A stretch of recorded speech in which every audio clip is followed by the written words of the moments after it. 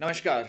A very warm good morning to all of you. This is Sayan Gutni from SGSH Publication. Spread goodness, spread happiness.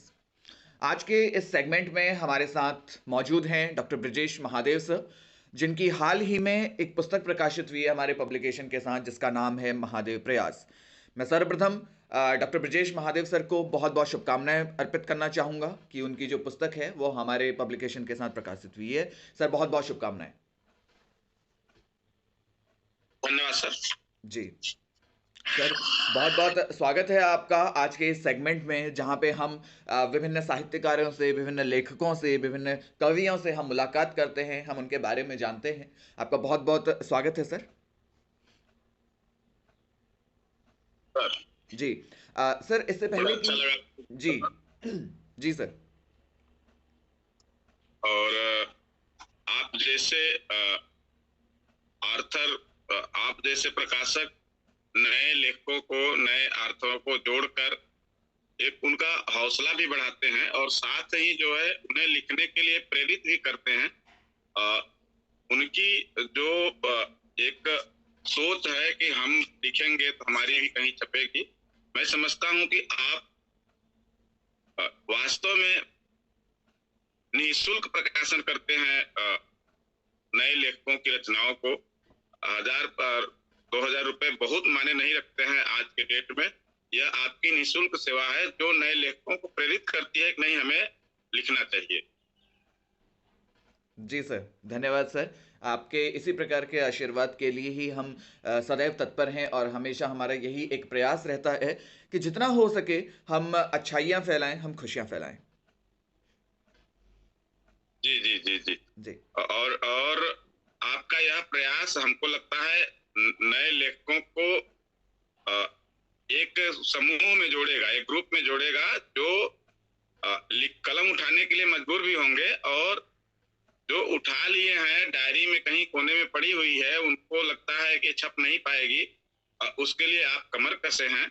जी और निश्चित रूप से जो आपके संपर्क में आता है, देर सवेर वो आपसे प्रेरित होता है, और आप प्रेरित होकर वह जो है अपने काम को अंजाम भी देता है। और कुछ ही दिनों में आपकी शीघ्रता को भी मैंने देखा है, कुछ ही दिनों में जी आप जो है पब्लिश करके रिजल्ट भी दे देते हैं। जी यह हम जैसे लेखकों के लिए बहुत बड़ा या बहुत बड़ी उपलब्धि है कि कम समय में, कम बजट में, उसको हम न के बराबर बजट मानते हैं। जी आज की डेट में वो बजट नहीं कहा जा सकता, वो कहा जा सकता है कि वो थोड़ा सा डोनेशन है। जी केवल डाक व्यय कह सकते हैं। जी इतने लो बजट में आप काम कर रहे हैं, यह बहुत बड़ी बात है। जी सर, धन्यवाद सर।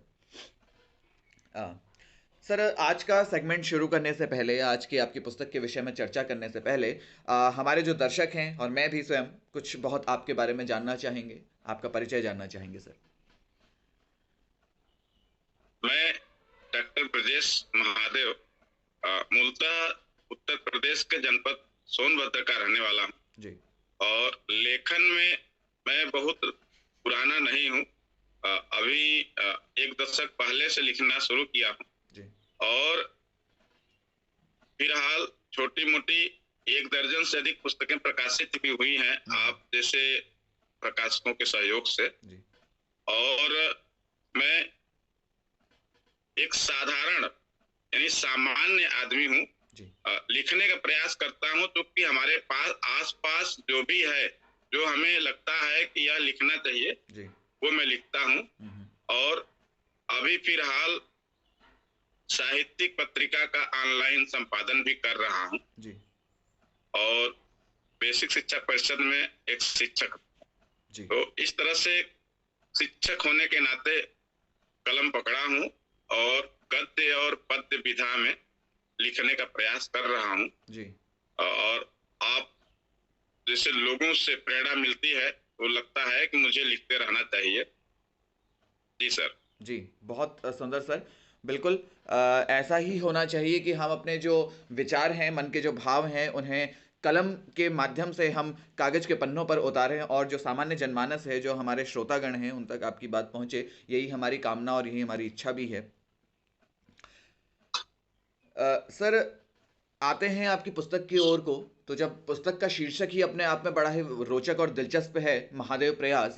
सर थोड़ा बहुत इसके बारे में बता दीजिए कि आखिर ये किस तरीके का प्रयास है, और क्योंकि ये आपके नाम के सुसंगत भी है, डॉक्टर ब्रजेश महादेव, और पुस्तक का नाम है ये महादेव प्रयास, तो थोड़ा बहुत इसके विषय में हमें बता दीजिए। जी जी, धन्यवाद सर। कोशिश करता हूँ। जी।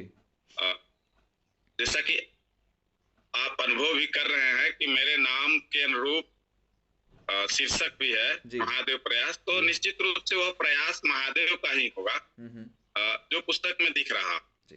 तो मेरा प्रयास जो वर्तमान समय में स्कूलों में होना चाहिए, जो बच्चों के लिए काम होना चाहिए, वो झलक में दिखाने का प्रयास किया हूँ कि हम बच्चों के साथ ऑफलाइन या ऑनलाइन गतिविधियां इस तरह से करेंगे कि बच्चे उससे प्रभावित होंगे, उनकी शिक्षा में गुणवत्तापरक विकास होगा। जी। तो मैंने जो प्रयास किया है, मैंने जो प्रैक्टिकल किया है, मैंने जो विद्यालय में एक्सपेरिमेंट किया है, वही संग्रह है इसमें।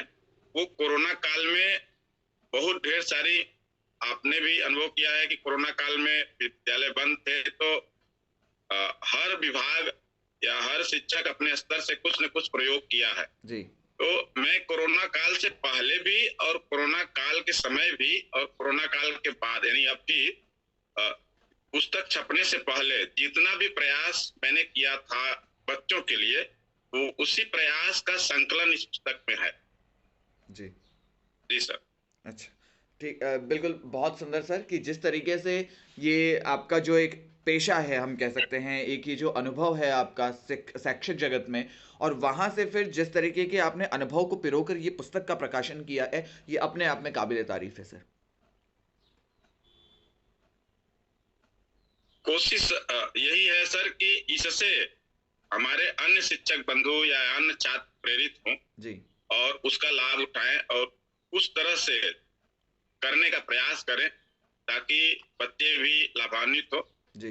हम इसमें दो तीन चीजें कहूंगा कि जो इस समय डिजिटल इंडिया चल रही है, उसके तहत ऑनलाइन कार्यों को महत्व दिया जा रहा है। जी। तो हमारे ढेर सारे चीज ऑनलाइन है।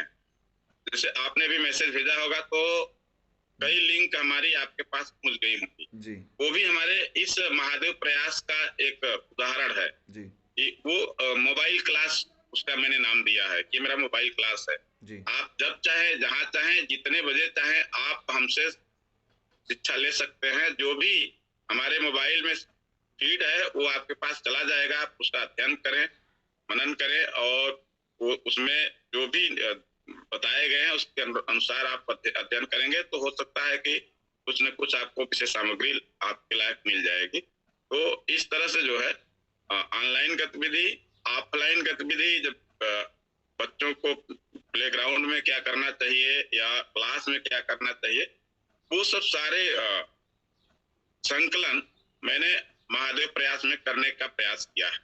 जी सर। जी सर। बहुत सुंदर सर। जैसा कि आपने बताया कि आप शिक्षा के क्षेत्र से जुड़े हुए हैं, तो सर हर क्षेत्र में हम देखते हैं कि कुछ अच्छी चीज़ें भी होती हैं और कुछ बुरी चीज़ें भी होती हैं। कुछ ऐसी चीज़ें हैं शिक्षा के क्षेत्र से जुड़ी हुई जिसमें आप मानते हैं कि उसमें बहुत अधिक सुधार की आवश्यकता है और बहुत अधिक परिवर्तन की आवश्यकता है। परिवर्तन प्रकृति का नियम है। हम कितना भी बेहतर करें, लेकिन उसमें गुंजाइश रहती है कि और परिवर्तन किया जा सकता है। जी। तो सर हर कदम पर हम सब परिवर्तन देखना चाहते हैं, और हमारे शिक्षा के क्षेत्र में जब बात आती है तो एक शब्द है नवाचार हिंदी में। जी। तो अगर हम नवाचार करते रहें तो वो परिवर्तन अपने आप होता रहेगा, क्योंकि नवाचार मतलब परिवर्तन ही है। जी। जो नए विचार आते हैं उसको हम जो है व्यवहार में लाते हैं। तो इस तरह से जो है परिवर्तन होता रहता है और परिवर्तन हो रहा है। मैं बता दूं कि अब जो है, जो प्रश्न आपने किया है उसका मूल नई शिक्षा नीति आ गई है। जी। वो सारे शिक्षा के क्षेत्र में सारे एंगल से जो है, सभी एंगल से वो परिवर्तित कर रही है। तो अब इसमें अलग से कहने की कोई जरूरत नहीं है। नई शिक्षा नीति अपने आप में बुलंद है और वो हर शिक्षा के क्षेत्र में हर चीज को परिवर्तित कर दे रही है जो जरूरी था। जी जी सर, बिल्कुल। अ, आपके इंट्रोडक्शन में एक चीज़ मैं देख रहा था कि आप ब्लॉक स्काउट मास्टर भी हैं सोनभद्र में। तो सर, ये स्काउट गाइड एक हमारा मिशन चलता है, इस मिशन से जुड़ने के पीछे आपकी क्या सोच रही है? जी सर, मैं जिले में ब्लॉक स्काउट मास्टर हूँ और साथ ही स्काउटिंग के क्षेत्र में मेरा प्रयास रहता है कि कुछ बेहतर करूं। अच्छा, स्काउटिंग विधा ही ऐसी है जो सिर्फ मतलब अपने व्यक्ति को मजबूत बनाती है, इंसानों को इंसानों से जोड़ती भी है। जी मैं स्काउटिंग से जुड़ा हूं। मेरा मूल उद्देश्य है कि मैं दूसरे इंसान को समझ सकूं, उसके काम आ सकूं। और हालांकि हमारे विभाग में यह एक पाठ्यक्रम भी है, जी एक विषय भी है, एक विधा भी है, जो हम बच्चों को पढ़ाते भी हैं, उनको शिक्षा देते हैं। अभी हर साल हम लोग 1,500, 1,500, 2,000 बच्चों को प्रशिक्षित करते हैं। उन्हें स्काउटिंग की विधा से जोड़ते हैं, विद्यालयों को जोड़ते हैं। तो स्काउटिंग का जो मिशन है वह एक आंदोलन के रूप में चल रहा है और स्काउटिंग अनिवार्य विषय है। जी और मैं समझता हूं कि स्काउटिंग सिर्फ विद्यालय तक ही सीमित नहीं है। विद्यालय स्काउटिंग जन जन के लिए जरूरी है और स्काउटिंग से व्यक्ति विषम परिस्थितियों में अपने को तैयार करने में सक्षम होता है। वो और कम संसाधनों में अधिक से अधिक काम करने का प्रयास करता है। साथ ही स्काउटिंग किसी भी मुसीबत में पड़े व्यक्ति के लिए भी तत्पर रहती है और हर स्काउटर या गाइड जो भी है वो अपने को ऐसा ढालने का प्रयास करते हैं कि हम दूसरे के काम भी आ सकें। जी तो स्काउटिंग मानवता की सेवा के लिए भी समर्पित है। जी सर, बिल्कुल। एक सेवा भाव का आचरण और एक मतलब सोसाइटी के लिए लगे रहना, उसके कुछ ना कुछ अपनी ओर से एक योगदान होना चाहिए, इसकी एक भावना के साथ हमारी जो है स्काउटिंग काम करती है। फिर प्रश्न सर वही Yes. उठ जाता है कि पेशे से आप शिक्षक हैं, आपकी रुचि भी है और आपका जो एक योगदान रहा है इस स्काउटिंग के क्षेत्र में। फिर इसके बाद आपने जब साहित्य में अपने कदम रखे, तो इन सब के बीच में किस तरीके से एक सामंजस्य बिठा पाते हैं आप? एक समय की जो हमें सबसे बड़ी एक समस्या हमारे सामने उभर के आती है कि हमारे पास समय की थोड़ा बहुत अभाव हो जाता है, विभिन्न हमारे पास कार्यक्रम होते हैं, तो इन सभी कार्यक्रमों के बीच में किस तरीके से एक सामंजस्य बिठा पाते हैं आप? सर, आपने वास्तव में एक लेखक के मन की बात कही है कि कैसे सामंजस्य बैठाते हैं। वास्तव में मैं स्काउटिंग से जब से जुड़ा हूँ जी तब से लेखनी मेरी जो है अवरुद्ध सी है, जी क्योंकि ज्यादा समय स्काउटिंग में जाता है, बच्चों के बीच में जाता है। कभी कभी हम बता दें कि गर्मियों में हम लोग रेलवे स्टेशन पर यात्रियों को निःशुल्क पानी भी पिलाते हैं। जी तो कहीं भीड़ भाड़ मेले में ड्यूटी भी करते हैं छुट्टी के दिनों में। कभी मंदिर उंदिर में ज्यादा जो है, जैसे हमारे यहाँ सावन है, सावन में कांवरियों वाला चलता है, जी उसमें भी हम लोग ड्यूटी देते हैं। तो समय तो वास्तव में ज्यादा से ज्यादा जो है सोशल वर्क में चला जाता है। बाकी जो बचता है वो बच्चों में यानी विद्यालय में चला जाता है। उसमें जो भी समय निकलता है अपने व्यक्तिगत काम के लिए, उसको नजरअंदाज करते हुए लेखन में यानी जब थोड़ा रिलैक्स आदमी महसूस करता है तो जी कलम को पकड़ता है।